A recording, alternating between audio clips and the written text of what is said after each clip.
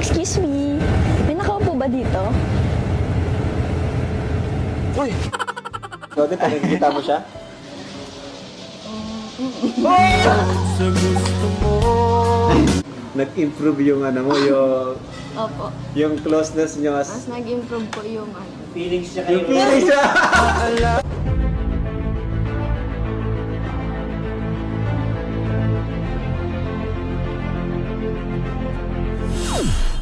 Ayun! What's up guys? Muli, welcome to my YouTube channel.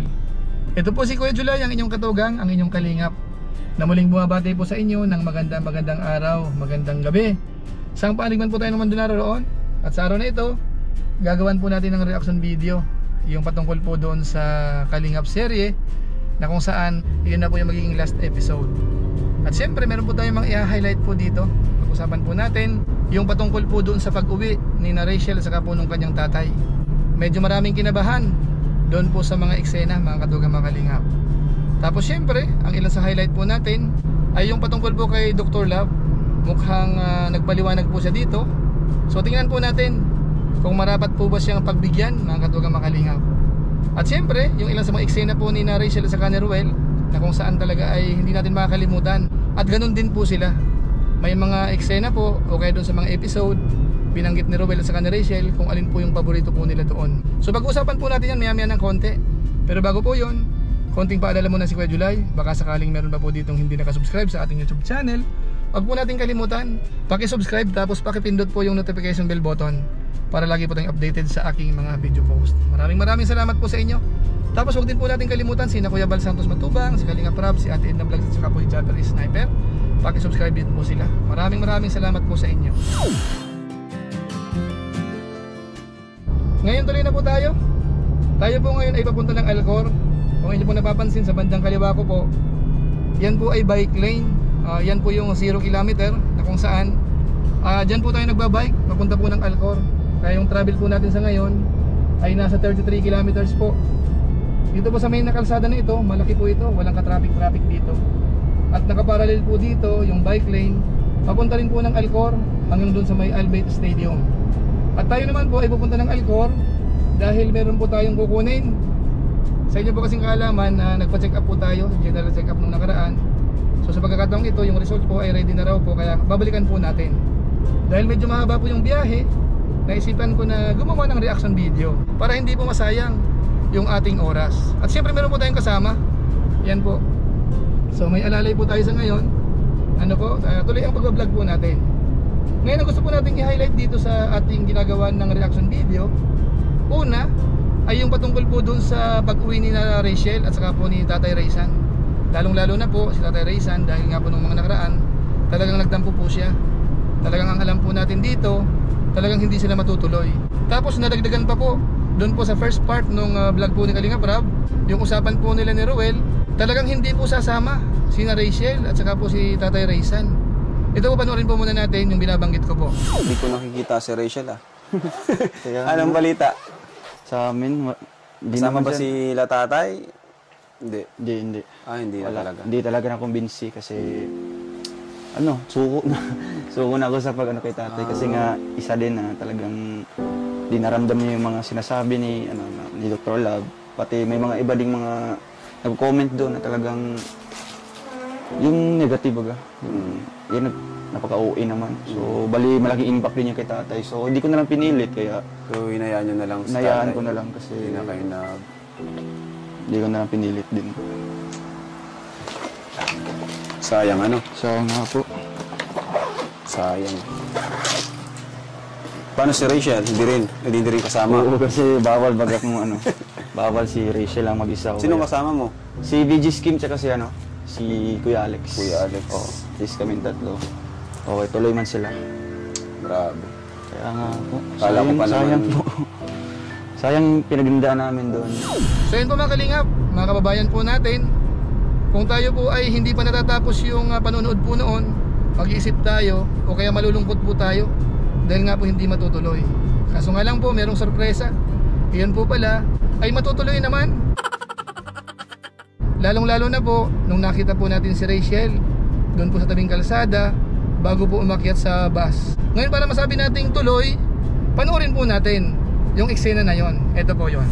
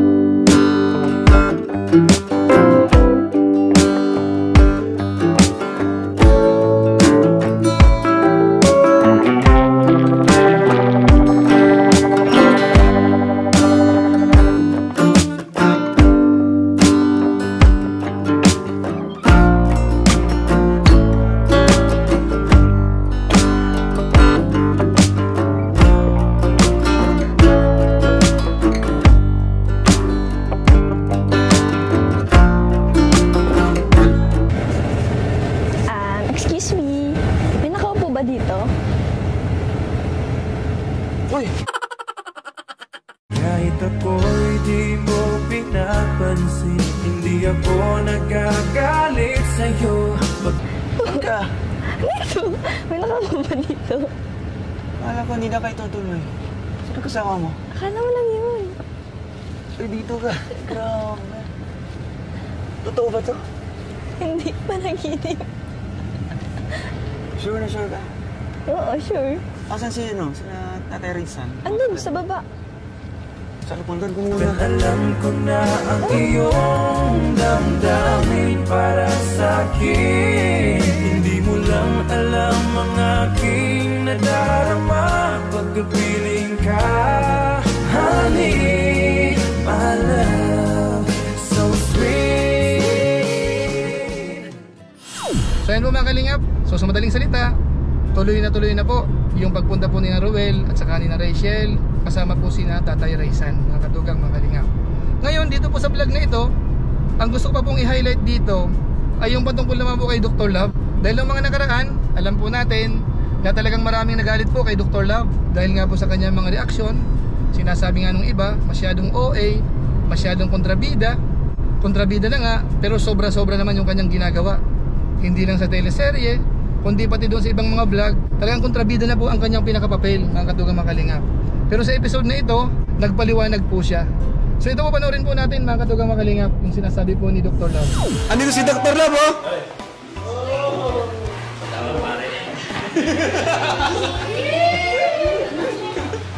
Pasensya na kung nasaktan kayo. Di ko naman din talaga sinasadya. Sana mapatawad mo ako kasama ng pamilya mo.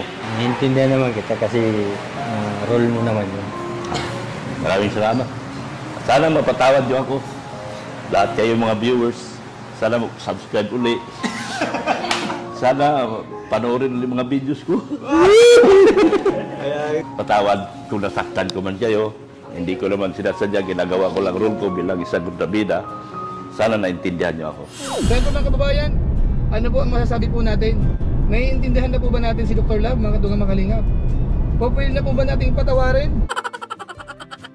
So siguro po i-comment nyo lang po kung sakasakaling okay na po kayo kay Dr. Love. Basta ang sa atin po dito, alam naman natin na ito po ay kalingap serye. Yung iba po dyan ay scripted. Pero syempre, naiintindihan din po natin yung ilan sa mga viewers natin na talagang nagagalit po kay Dr. Love. So hindi po natin sila masisisi dahil sa sobrang pagmamahal po kina Ruel at saka po kay Rachel. Basta masasabi ko na lang po siguro, good vibes na lang po tayo mga katugang mga kalingap, para medyo hindi po tayo masyadong nai-stress. Ano po? So ngayon po, puntahan naman po natin yung naging usapan po ni na Kalingap Rab, ni na Rachel at saka po ni Ruel, na kung saan ay parang inalala po nila yung mga eksena o kaya mga episode po nung season 2.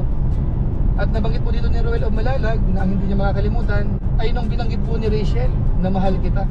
Kumbaga hanggang ngayon, hindi niya po talaga makalimutan yun mga katugang mga kalingap. Ito panoorin po natin. Ano naman yung pinaka-mamimiss mo sa Kalingap serye? Ikaw? Roel? Siyempre yung insan, yung talagang part na yung sumigaw niya sa mahal ko si Roel. Kahit ako'y di mo pinapansin. So yun yung pinaka-favorite episode mo? Oo, yun ang talagang Anong episode tumatak yun? sa akin. Episode 7? 7. Sige na lang tanong ko anong favorite episode mo sa season 2? Ay. Ikaw? Siyempre, insan, yung tumatak talaga sa mga viewers at pati sa akin, yung biglang sumigaw si Rachel na mahal ko po si Roel. Alam mo yung feeling na talagang nag-slow mo yung ano, bigla ko siyang ginila. Nag-slow mo siya. Nag-smile ako dun. Oo nga, tinanggal ko nga yung iba dun eh. Kitang-kita yung ngiti mo. Kasi nakakatawa kasi ito. Hindi, seryoso Mahila mo yun. na naman lalibag sa Oo nga, hindi siya na-orient na talagang malakas yung pagkahila ko pala. Muntik po ako madapula. So ayun po mga kalingap, yun po si Roel. Kaya masasabi po natin na talagang seryoso po talaga sa kay Rachel, mga katugang mga kalingap. Ngayon dito naman po sa part ni Rachel, may binanggit naman po siya. Ang hindi niya po makakalimutan ay yung episode 8 na kung saan nandun po yung mga questions and answers. Ikaw naman, Rachel, ano yung favorite episode mo? Favorite? Kung tanda mo pa. Yung last, yung tanungan. Yung tanungan. Episode 8. 8. Kasi ano, more ano siya. Oo nga, nakakaba, no? Nakakaba. Galing. Ayos. At doon po lumabas yung katotohanan. Kung ano po talaga yung sa loobin nila, kumbaga doon po napalabas. Paano masabi? Ikaw ba? Ikaw din? Nakakatanggal ng Ikaw din? sa research trip. Joke Ikaw lang. din, pag nakikita mo siya? Sa gusto mo, lagi kitang Ay, grabing pinagdadaanan niya noon, no? Sa kanyang research para lang matapos. So, Kapag Buti nga, ano, kahit may research ka, Na-handle pa rin pagsasabay niya, mo, no? oo. Yung itong teleser, Kalingap serye, no? Buti na pagsasabay mo. Ito naman, ano yung papiling? Ikaw muna, Rachel, ano yung mas gusto mo? Yung season 1 o yung season 2? Ay, yung ano? season 2. Season 2? Oh, bakit? Wala, feeling ko lang mas masaya kasi hindi sa akin pilit. Mas kumbaga sa season 2, mas nag-improve yung ano mo, Opo. yung closeness niyo. Mas nag-improve po yung Feelings siya Yung feeling siya! Wala kasing filter, ano? Huwag mo lang i-filter. So yun po yung binanggit ng dalawa, mga katugang makalingap. Yun po ang hindi nila makakalimutan. Ngayon, kung kayo naman po ang tatanungin, doon po sa mga episode na yon, dito po sa season 2, ano po ang hindi nyo po makakalimutan? O kaya ano po yung inyong nagustuhan? O pwede nyo pong i-comment, mga katugang makalingap, sa baba. Ngayon, bukod po dyan, ang isa po sa napansin naman natin dito, maganda rin yung ginawa ni Kalingap Rab. Kasi parang teleserye po talaga. Yung ending, parang nagsalita yung mga cast. Ano po, na kung saan ay parang nagbagong anyo. Kasama na nga po doon si Ricky o kaya si Dr. Love. Kumbaga kung dating kontrabida siya, doon sa pamamaalam, mukhang okay na po siya. So magandang idea po yun. Kumbaga parang related o kaya kahawig sa mga gumagawa po ng teleserye. Kaya masasabi natin, magaling si Kalingap Rab, mga tugang mga Kalingap. Kaya thank you po mga Kalingap sa suporta nyo sa Kalingap serye natin na Rochelle. So ngayon, ito po yung after ng shoot namin. Magkakasama kami ngayon. Nandito si Rachel, si Roel, at tuloy na po ang kanilang padabaw. Yes! Okay, salamat po. Sila, gaway kayo lahat! Woo! Gaway! Andito si Dr. Love, oh! Maraming salamat po sa Team Kalingap sa pangunguna po ni Kuya Bal Santos Matubang at saka po ni Kalingap Rab. Dahil marami pong napasaya, mga viewers po, mga kasama nating OFW sa iba't ibang bansa. So alam ko po, nakapagpasaya po yun, yung teleserye na yun o kaya yung Kalingap serye. So maraming salamat po. Kaso nga lang, lumalabas, parang yung season 2 ay tapos na po, mga katugang mga Kalingap. Kaya ang tanong ngayon, kung kayo po ang tatanungin, gusto nyo po bang ituloy pa rin? Magkaroon po ng season 3? So ganun po uli. O pwede nyo pong i-comment sa baba. So siguro po sa pamamagitan po niyan, pansamantala magpapaalam po muna tayo. Pero gaya po ng dati, meron po muna tayong isang shoutout.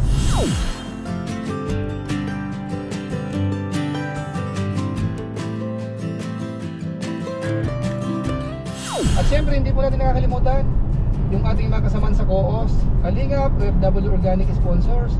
Dahil sa inyong pong tulong, sa inyong mga share, buwan-buwan, para makabahagi po tayo sa babahay program ng Team Kalingap. sa pamumuno po ni na Kuya Bal Santos Batugang at saka po ni Kalingap Rab. So maraming salamat po dun sa mga members po ng COOS na talagang nagsisikap na makabahagi po buwan-buwan. Pagpalain po kayo ng Diyos. At syempre hindi natin nakakalimutan yung ating masugid na taga-subaybay, mga viewers po ni Kuya July. Hindi po nagsasawang manood sa ating mga vlog, pati yung ating live stream, nanonood sa YouTube at saka sa ating Facebook page, yung July Founder 2.0. Maraming salamat po sa inyo. Sana huwag kayong magsawa at patuloy nyo pong suportahan at saka i-share po natin yung ating mga videos. So maraming salamat po. Yan po, nasa biyahe pa rin po tayo papuntang Alcor. Nakailang kilometro na ba tayo? So ang alam ko mahigit na kalahati doon sa 33 kilometers. Walang ka-traffic mga katugang, mga kalingap. Dito po tayo sa Qatar. Ayan, sa bandang kaliwa, muli binabanggit ko po sa inyo, hindi ko alam kung natatanaw po natin, bike lane po yan. Diyan po kami nagbabike. Yung natatanaw natin na yon, yan yung Al Bayt Stadium. Isa po yan sa pinakamalaking stadium dito sa Qatar. Ginamit po yan ng FIFA 2022. So ang ganda ng biyahe natin, walang ka-traffic. Ang takbuhan po dito, po pwedeng 100 hanggang 120. Kaya mabilis lang yan. So ayan, halos ito ang pinaka-finish line namin. Yung parang tulay na yan, o kaya yung parang may arko na yun. Yan, sa bandang kaliwa, Al Bayt Stadium. Ayan, makikita ba natin dyan? Tapos ang lawak po ng parking yan. Kaya napaka-komportable po namin dito, yung mga team natin. Siya nga pala, shout out sa mga bike brothers, yung ating team dito. Ito po yung pinaka-finish line namin. Dito mga 32 kilometers na po yan. Tapos itong konting natitira, mga ilang metro, dito kami nagre-recover. Pahinga ng konti para hindi mag-collapse doon sa pinakadulo. So ayan. So siguro yan lang po muna mga katugang, mga kalingap. So muli, paalam po ulit sa inyong lahat. Bye bye po muna.